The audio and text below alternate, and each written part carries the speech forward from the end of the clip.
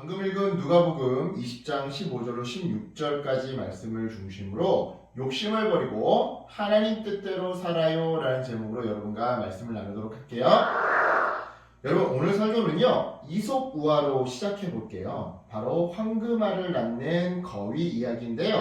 옛날 어느 마을에 한 가난한 농부가 살고 있었어요. 이 농부는 하루하루 열심히 일을 해도 돈이 잘 모이지 않아 늘 걱정이 많았더랬죠.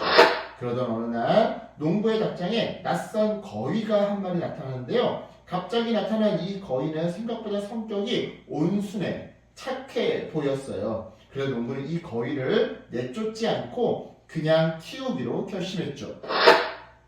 그런데 다음날 아침이었어요. 글쎄 그 거위가 황금알을 낳는 것 아니겠어요? 그것도 매일매일 딱 하나씩. 깜짝 놀란 농부는요 이제부터 부자가 되는 건 시간 문제라고 생각했어요. 그래서 날마다 거위가 낳은 그 황금알을 모아 집도 크게 예쁘게 고치고 먹을 것도 마음껏 사 먹었죠. 그런데요 이처럼 황금알을 낳는 거위 덕분에 가난에서 벗어난 이 농부의 마음속에 어느 날 욕심이 자라게 되었어요. 즉 하루에 하나밖에 낳지 않는 거위를 기다려줄 수가 없었던 거죠. 거위 뱃속에는 분명 황금이 한 가득 들어있을 거야.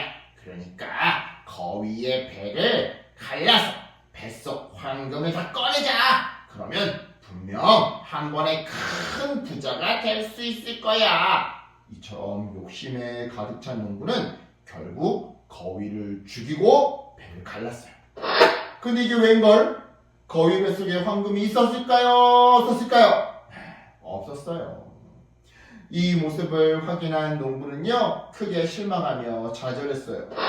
뭐야, 거위 뱃속에 황금이 없었잖아. 그것도 모르고 나는 애꿎은 거위만 죽였네. 이제 난 망했어. 날마다 황금을 낳아준 거위를 내 손으로 죽이고 말았어. 그래요 여러분, 이처럼 욕심이 생기면요 모든 것을 망치게 돼요. 기존에 잘 돌아가던 시스템을 엉망으로 만든다거나 나에게 선물을 준 고마운 사람들을 나한테서 떠나가게 만들기 때문이죠. 재미있게도 오늘 본문에도 이처럼 욕심으로 인해 모든 것을 엉망으로 만들어버리는, 심지어는 자기네들의 목숨까지 잃게 되는 이야기가 등장하는데요.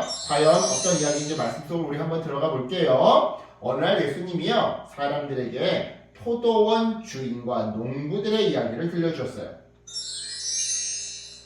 어떤 사람이 포도원을 만들고 그것을 농부들에게 맡긴 후 먼 나라로 떠났단다. 그리고는 시간이 흘러 포도나무가 잘 자라고 열매를 맺을 때가 되었을 때 주인은 열매를 좀 가져오라고, 그리고 그동안 새를 받아오라고 종을 보냈지. 그런데 이 농부들이 글쎄 종을 때리고 아무것도 주지 않은 채 돌려보내는 것 아니겠니? 그래서 주인은 또 다른 종을 농부들에게 보냈단다. 하지만 이번에도 농부들은 그 종을 모욕하고 내쫓아 버렸지. 이처럼 두 번이나 수모를 당한 주인은 이번에는 농부들에게 자기의 아들을 보내기로 결심했단다.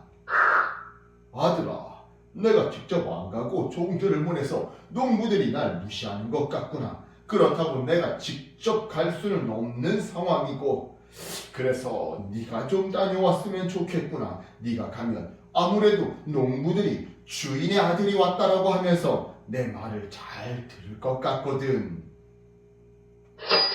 이리하여 주인의 아들이 포도원에 도착하게 되었단다.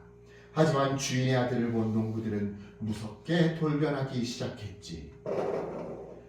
이 사람이 주인의 상속자다. 죽여버리자. 이 사람만 죽으면 이 포도원이 영원히 우리의 것이 될 거야. 결국 그 아들은 농부들의 손에 죽고 말았단다. 그리고 이 소식은 주인의 귀에 들어가게 되었지. 자, 그렇다면 너희들에게 한번 물어보마. 저기 내 땅에서 내 땅을 빌려 일을 하는 농부들이 있단다. 그런데 그 농부들이 내 땅을 빼앗으려고 두 번이나 땅 빌린 값을 돌려주지 않고 결국에는 내 아들까지 죽이고 말았어. 내 땅을 가로채려고 말이지. 자, 이처럼 너희들이 이 이야기 속 포도원 주인이라면 너희들은 그 농부들을 어떻게 대하겠니?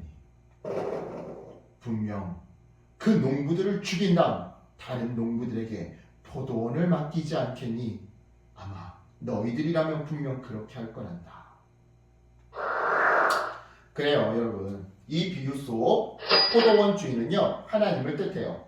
그리고 포도원 주인이 보낸 종들은 구약의 선지자들, 그리고 포도원 주인의 아들은 예수님, 그리고 농부들은 하나님의 뜻을 거부한 사람들을 의미하죠.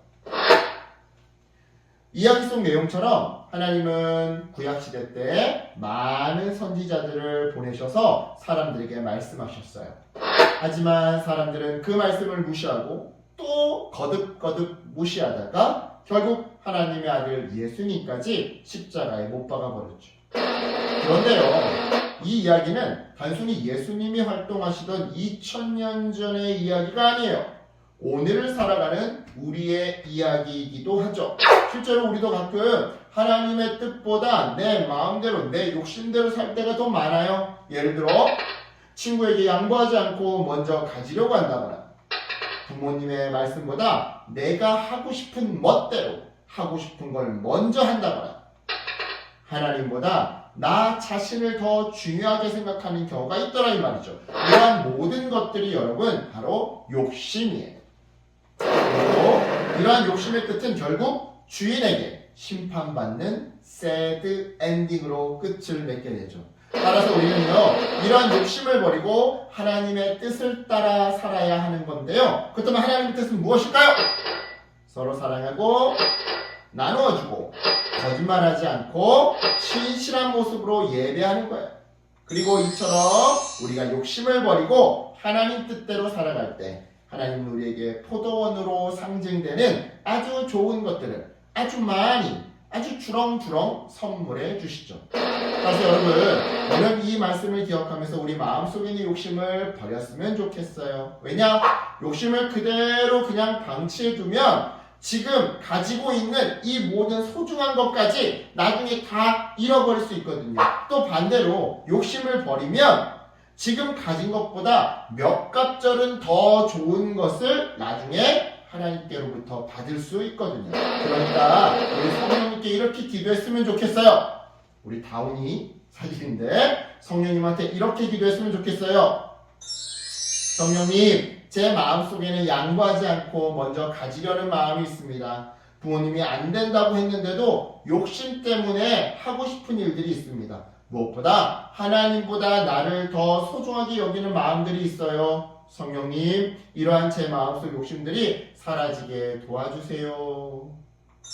이렇게 기도하면서 하나님 말씀대로 살다가 오늘 본문 속 포도원처럼 아름다운 가족, 보람 있는 직업, 행복한 세상, 인생살이를 하나님께 선물로 받는 우리 어린이들 되기를 예수님의 이름으로 축복합니다. 아멘.